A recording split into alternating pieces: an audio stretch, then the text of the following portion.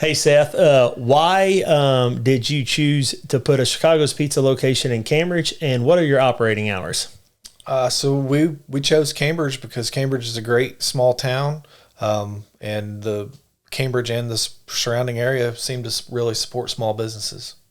And your operating hours? So we are 7 days a week, 11 a.m. to 9 p.m.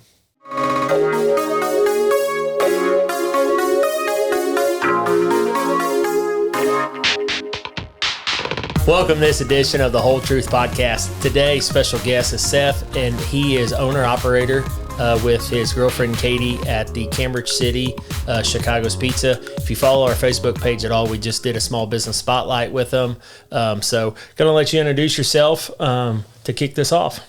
My name's Seth Hardin, and like you said, Katie and I own the Chicago's Pizza there in Cambridge City, and we're coming up on our year of being open in that location. So we've talked before we got kicked off. You know, you're an entrepreneur by heart. So is this your first restaurant experience as an entrepreneur?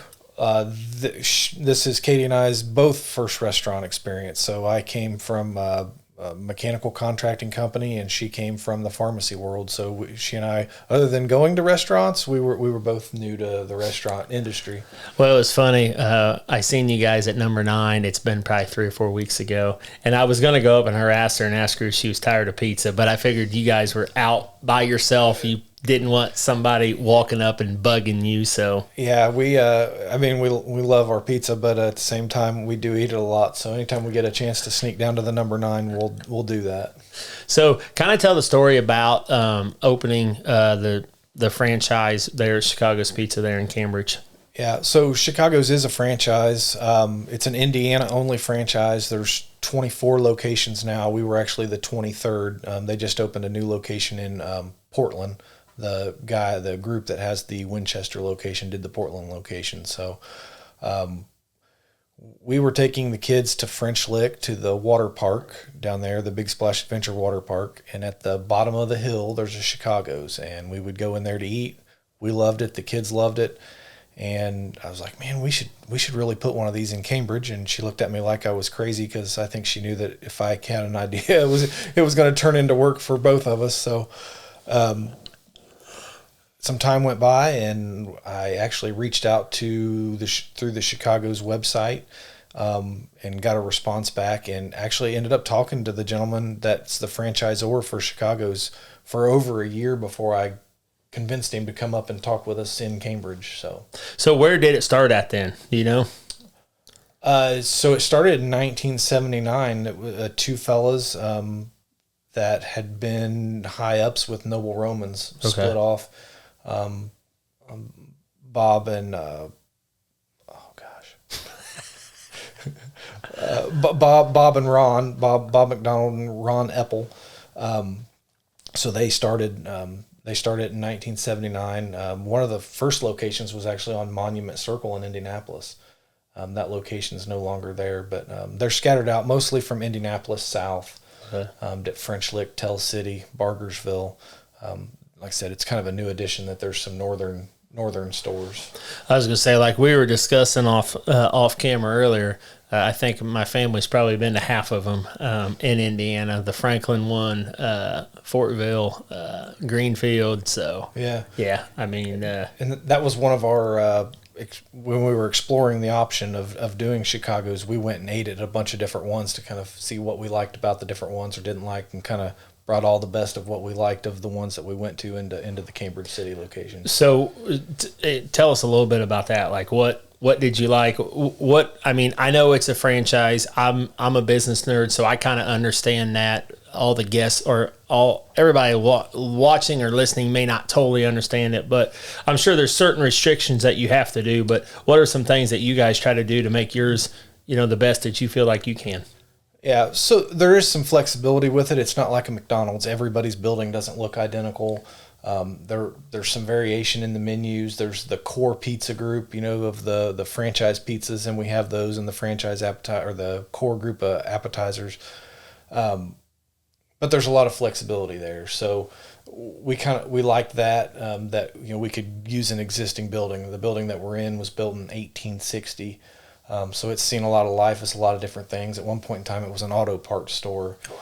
And there's some darkness in the grain of the wood over by the salad bar. And a gentleman came in a while back, and he had told me he had refinished those floors after it had been an auto parts store, and that's where the brake lathe sat. So the darkness in the wood was from where they had been turning brake rotors back in the day.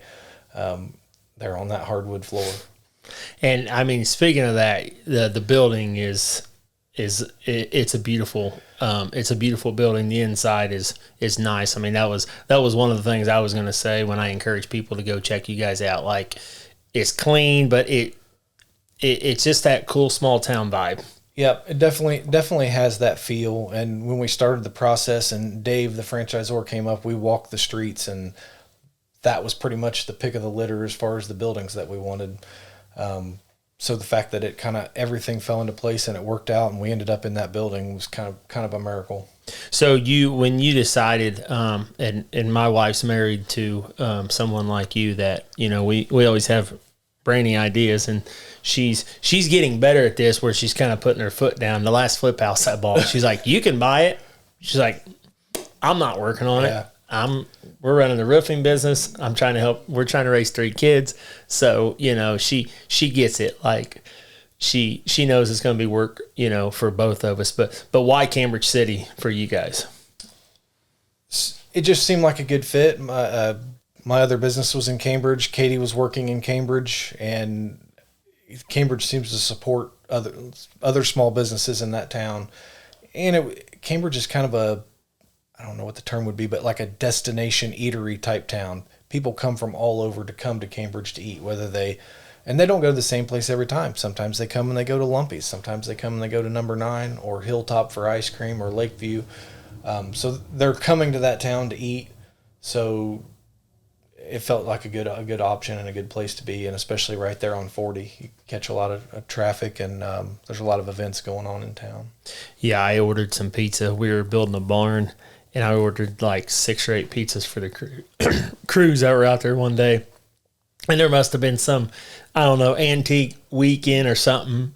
And like, I couldn't even hardly park the truck to run in there and get the pizzas. So I laughed. I'm like, man, they should be busy today. That's the good part and the bad part about the way that building's laid out is we don't have a parking lot. I mean, we're limited to street parking and some parking in the rear.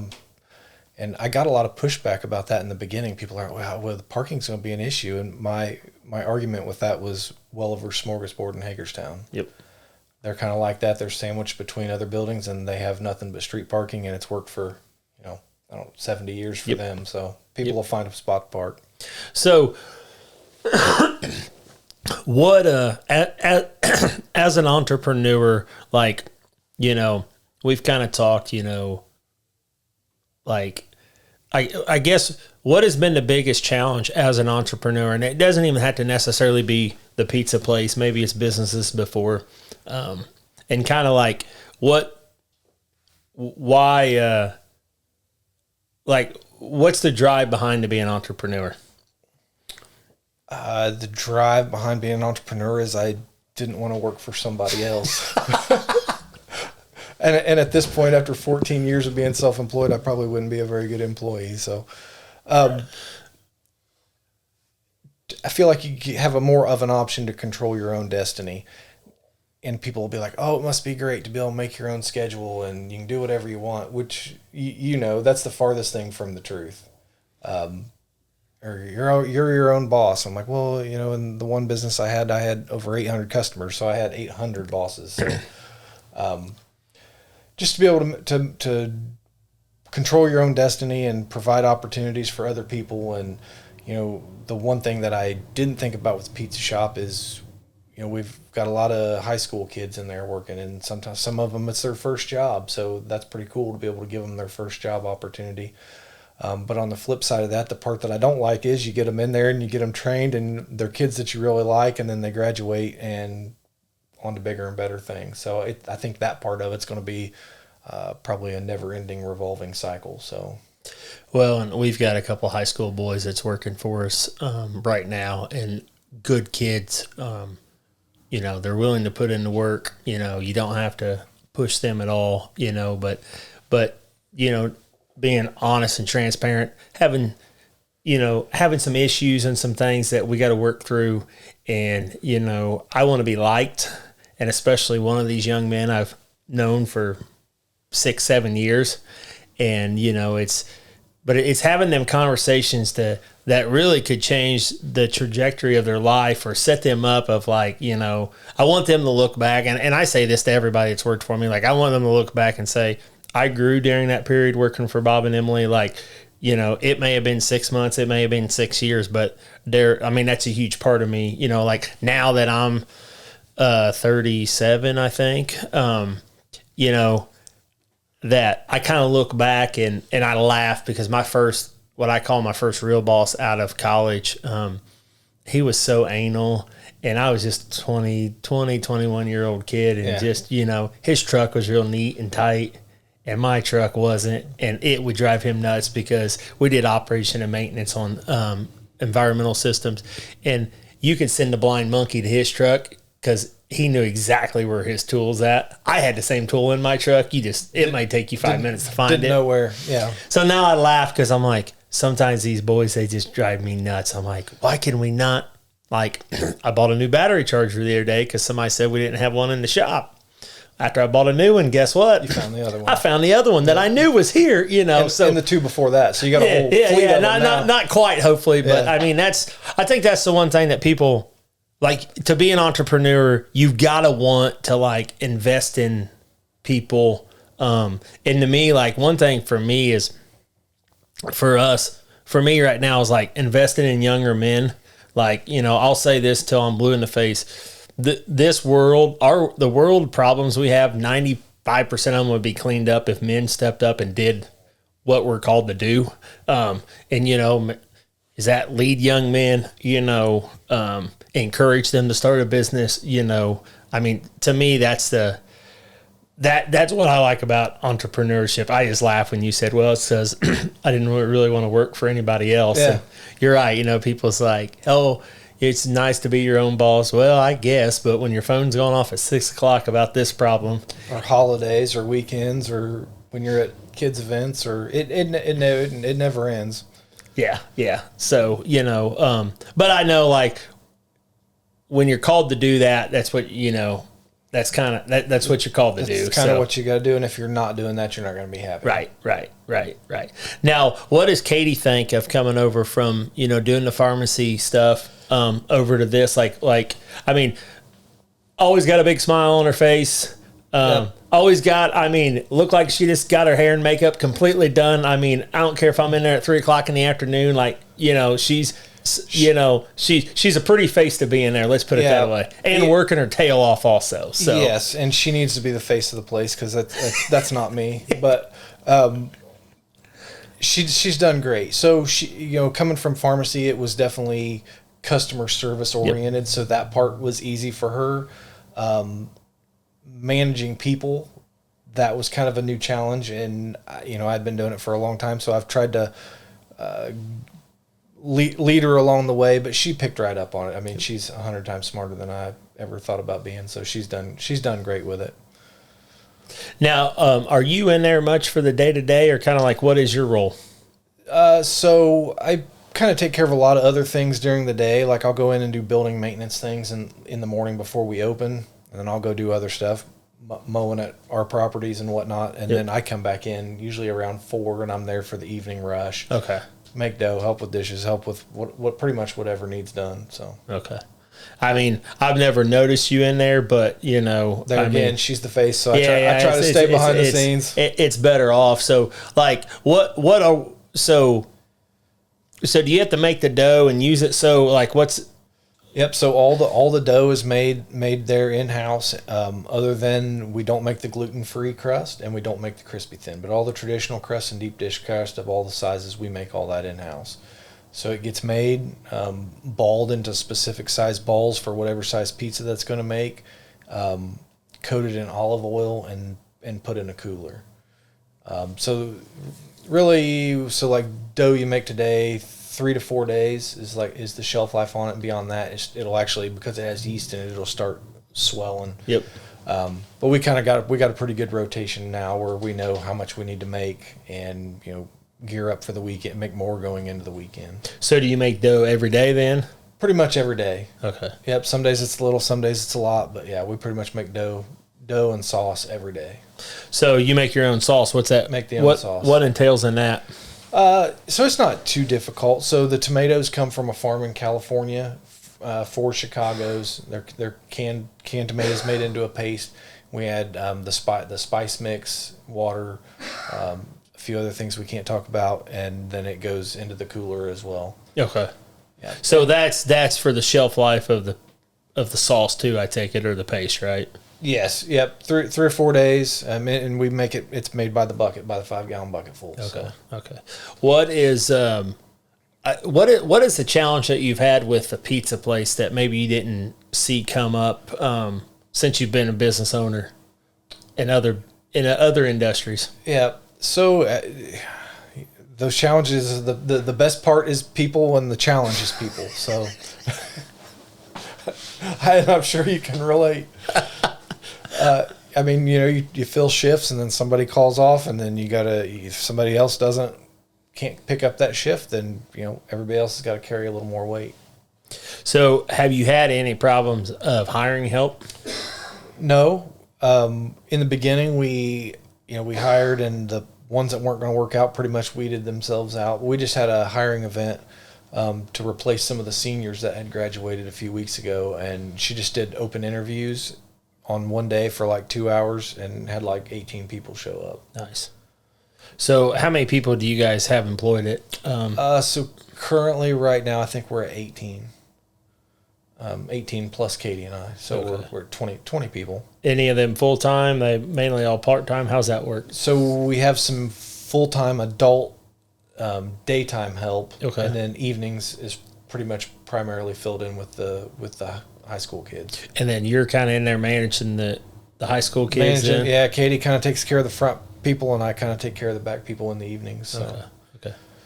So, every entrepreneur has to be optimistic because for sure you have to be. How's the year been? From what you expected, I don't know if the franchise kind of sets any expectations, or how's that work? The franchise doesn't set any expectations just because we're in, there's some in large towns, there's some in small towns. So, there's a lot of variation there. A years went by fast, a lot faster than I thought it would. And I was just telling Adam, we a couple of weeks ago, we had tallied up some numbers as far as trying to figure out how many people had been through the front door, and we were north of 72,000 people have been through the front door, and that was pretty much 8 months. Wow. Which was kind of mind-blowing in a town of less than 2,000. Right. Wowee. So what you're saying is it's kind of surpassed your expectations? It did. And my expectations was kind of set off of like the Winchester store. So they've been open like 4 years, similar sized town, similar kind of in a building. They're in a building there off of like where the courthouse is at. Okay. So my expectation was set off that, and we did surpass my expectation. So any crazy idea of having multiple locations one day? It's been discussed. Katie would kill me at this point probably, but we've pinpointed some areas that we think would be a good fit. Yeah. The main thing there would be finding somebody to run it. We have a girl that works for us now who kind of does a really good job. She could run the pizza shop by herself now, other than she just turned 15. So we got a few years to decide maybe where the next one might be. No, that's awesome. And as an entrepreneur, I was literally just talking to a buddy who owns a roofing company in Lafayette, and he's had a challenging 12 months, and he's like, I think I'm just gonna stay where I'm at. And I was like, no, that's fine. Like, I'm crazy enough that I want to hire more people in the next 12 months, and that's okay too, so. And I think that ebbs and flows. I think some years you're more engaged than other years, or certain periods of time where you're engaged and you're like, hey, let's go conquer the world. And other times you're pulled back a little bit, and like we're good where we're at. So what is a failure that's just, just hilarious and in business in general? And I'll start off, I haven't told this story in a while, but so I knew I wanted to know my own business. Really didn't know what that was supposed to be. I was doing environmental consulting. I kind of dumb lucked into that. I went and got an environmental engineering degree. It happened to be the same degree that my dad went and got after he had 2 back surgeries, farming full time, so he could support his family. My sister actually has the exact same degree. And so I went and got it and fell into a job, and I started listening to Dave Ramsey. You know who Dave Ramsey is? I listen to Dave Ramsey. So, and like he pretty much one day said, in 10 years, make sure you're intentional what you're doing. And I was just like, and at this time I'm married. I think we've got a kid on the way, and my wife, we baled hay on the side to make extra money, or really not make extra money. Extra work. There's no money in it. But 8,000 small square bales the first full year that me and Emily were married, and we both had full-time jobs. And them were the days before the accumulators and all that fun stuff. All hand loaded. Oh yeah. Yep. Oh yeah. Yeah. So, that's kind of, so I knew I wanted to be a small business owner. I didn't know what that entailed. And, we got our finances straight. We started the Dave Ramsey program as soon as we got married. Like I was, man, I got to rack my brain here. I was 23, 24 I was 23 when we got together. She was 21. And I was like, hey, here's kind of what I want to do with my life. I'm really not interested in like dating around. Like I'm looking for a wife. Like here's my goals, and I was like, but I found this Dave Ramsey guy, and I really think this is the way we need to live. And she's like, she had heard of him, and she was fine with it. And so we started off on that foot. Poor girl. The entire reason we did this was for her to be a stay-at-home mom.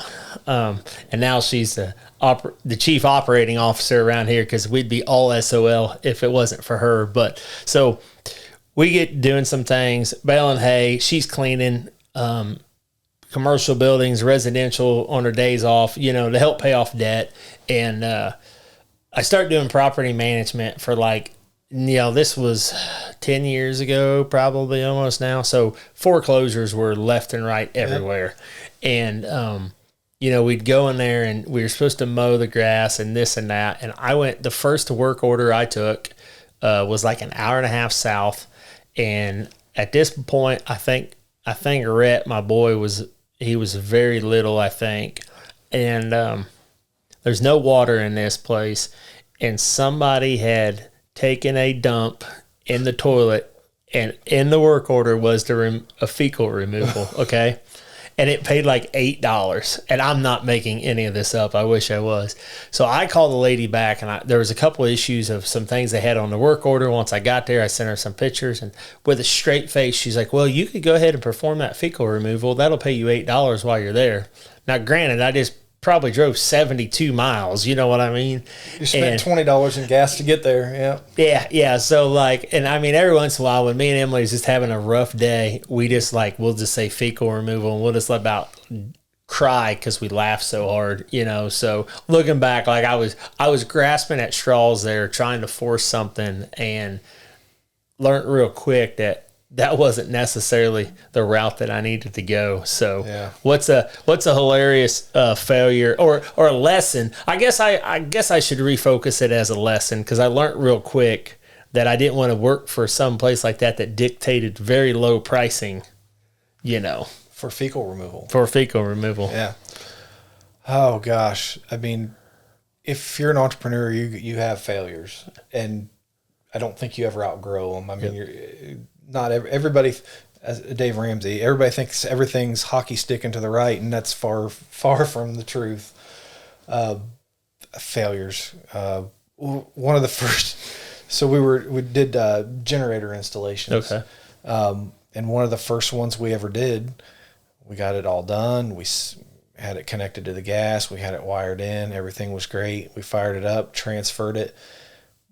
everything seemingly was going well until the homeowner came out and he's like, hey, I got like smoke rolling out of my VCRs and our PlayStation. Well, come to find out there was a neutral issue inside that particular generator, and we pretty much fried everything that had any sort of electronics in it, almost in its entire house. So luckily, he was a down-to-earth guy, and we had good insurance, so everything got fixed, and we fixed the generator. And now his name's Ron. Ron's a great guy. Ron actually came to me, and I helped him. I was on his, did some advertising and stuff for him. He's now the judge of Wayne County. And he comes and eats at the pizza shop all the time. So 15 years ago, we about destroyed his house, and he's still supporting us all these years later. And I'm sure if he's a judge, he's got a nice house on top of that. So, and there was a lot of stuff in there that, I mean, everything you can imagine, from, like I said, TVs to curling irons to electric blankets to anything that had any sort of circuit board in it got fried. So are you a tradesman by trade? I guess maybe that doesn't flow right. Electrician, and then I held a plumbing license too, because we did gas plumbing. Okay. Did natural gas plumbing. So did you do some of that before you did the generators install and whatnot, or? No, I got into it because of those. Okay. Because of the generator installs. And how big an area did you cover when you did that?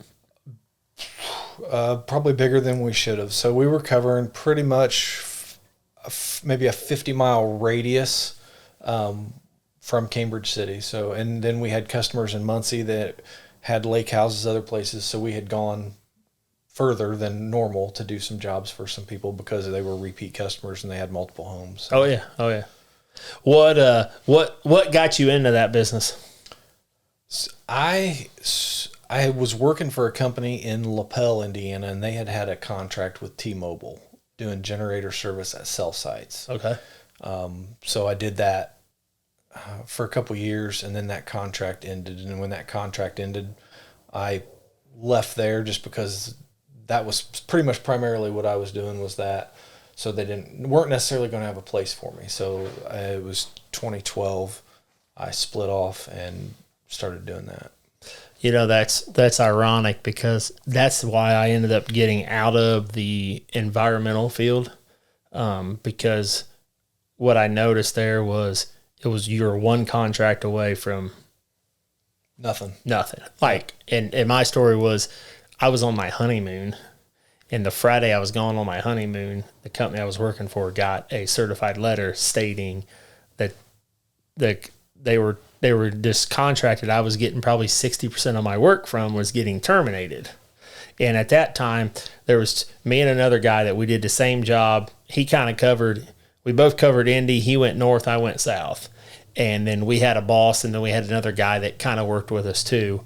And, I walk in there, the Monday after my honeymoon, I'm on cloud 9, and I walk in my boss's office, and Roger's in there too, the guy that, we had similar jobs.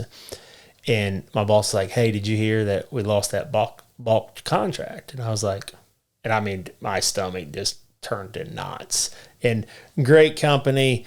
We had to finish some things out because the work we did, it wasn't something like they could cut us off tomorrow, because we stopped getting new work, and I didn't get laid off until like first part of February. But and then I went to another company, and then it was like literally then they would lose the shell contract, and I was just like, okay, this is old, and I would always go find something else before the first time I got laid off. And as a provider, like I felt like worthless. Yeah. Like it was February, it was cold, it was depressing.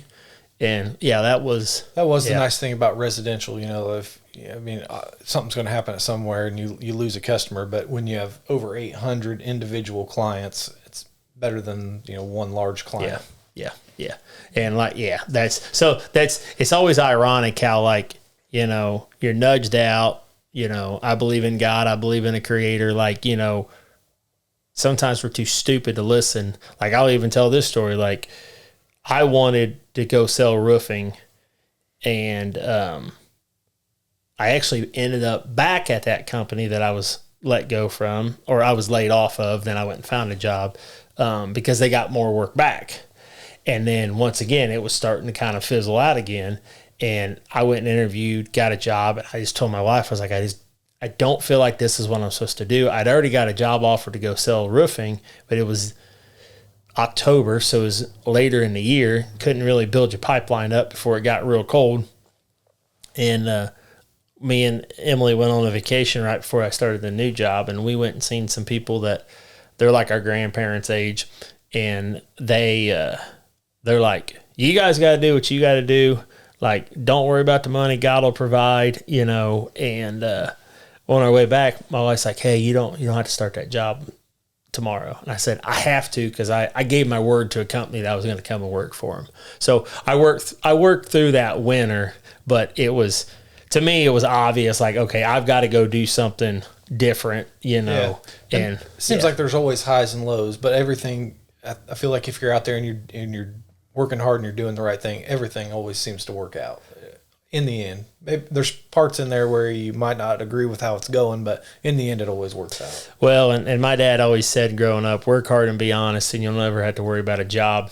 I've tried to take that to the next level and say, if you work hard and you're honest, your business will be okay. Like, there's ebb and flows of it. Like, God forbid if we have another COVID, and they tell you have to close your pizza shop, that's going to be devastating for a period, and as you know, every day there's a new challenge in business, and that's what people kind of forget. That was actually one of my first questions to the franchise guy, because we're 25, so 24, so it was probably sometime in 2023 when he and I started talking, was what happens if another COVID happens. And he said, well, the good thing is pizza's the most portable food, most carry-outable food that there is, and across the whole chain, they'd only seen about a 12% drop. Oh, wow. So even though they had to make some changes as far as, the buffet and dining and all that, the carry-out business carried them through. Awesome. So nobody in the Chicago's family got super destroyed through COVID. So other than there's a couple places that did give up on the buffet and kind of went to a different model, but everybody kind of weathered that storm. Yeah, no, that's, for us as a contractor, it was actually, I don't want to say more of a blessing, but people weren't going on vacation. So they kept looking at ugly siding and they had extra money they wanted to spend. So they're like, could you do this? Yeah, absolutely. So, but then it came to, you couldn't get material. Yeah. Then you start driving to Michigan to pick up 2 boxes of siding to do a job, and let's just hope we don't have to deal with that again. Yeah. And I'm actually kind of glad, because I feel like people are finally not using the COVID as an excuse. I mean, it was 2 years past. They're like, well, still from COVID. I'm like, shut up. Yeah. Like, no, We ran into that with supplies and wire in particular. There was a service entry wire that should be, under $5 a foot. And at one point in time, I think we paid almost $20 for some of it. So yeah, hopefully the excuses are over and everything's back to normal for now. So what future plans are just to continue to grow Cambridge right now? Like, kind of, what's the next 2 to 5 years maybe look like for you guys? So 2 to 5 years, keep doing what we're doing in Cambridge. I think we're working right now on some new menu items to give people kind of an option besides pizza. We're kind of judging off what some other places have done with that, and possibly another location if we find the right spot. So can you share what kind of future menu items? Sandwiches, okay, pasta, and possibly bone-in and boneless wings. Okay. So that's kind of where we're at on that for now. Just to give people more of an option, because I felt like we were missing out sometimes on. Not everybody in the group wanted pizza, so give other options for everybody. And other locations have had some success with that? Some other locations do. Since Katie and I did not come from the restaurant industry, we kind of kept it simple. Yep. We were green, the staff was green, so we kind of kept it to the core, just the pizza, and then the basic appetizers. And now that everybody's kind of comfortable in their role, and she and I are more comfortable in everything, that's why we feel like we can branch out just a little bit. we're not going to get too far out there, but pastas, thanks to Pizza Hut, every pizza place thinks they needs wings, but people have kind of come to expect that. So, well, and and I have, me and my wife talk business all the time, and I mean, unfortunately, like restaurants are one of the highest failure businesses. But like me and my wife had talked, like I can go buy a semi-load of felt or some kind of accessory or nails for our company, and as long as they're stored properly, they're fine. You overbuy or you overmake dough and you're throwing it in a dumpster, you know. So now you lost money with labor and in supplies you use, and now you're paying a dump fee to go throw it away. So losing 3 times, but yeah. So far we've been pretty good with that. We have the fresh produce is delivered 3 days a week. So Katie's got it down pat pretty much what we need. So we don't really have a whole lot of waste there. So keeps the rotation going. Everything, like I said, 3 days a week, fresh produce is coming in the door. So yeah, and I mean, and that's another thing that a lot of people don't understand. Like you've got to have a system and a process that that you're following, and however that looks like. So is there anything I didn't ask you about as we wrap this up that you wanted to share or talk about? Not that I can think of. And then how can we support you guys? Just come to Chicago's Pizza in Cambridge City and join us for the lunch buffet or the dinner buffet on Monday nights, or 11 to 9 every day of the week. So you're 11 to 9 every day of the week. Yep. Lunch buffet. Then dinner buffet on Monday evenings. Lunch buffet is every day or 5 days a week, Monday through Friday. Yep. And then Monday evening. We do the dinner buffet from 5 to 7:30. Okay. I probably should not tell my kids that for my pocketbook. Yep. For your pocketbook, it might work out. There's times we see people for both in the same day. Oh, I believe that. Yep. I believe that. So thank you for coming in. I appreciate it, sir. Thanks for having me, Bob. I appreciate it.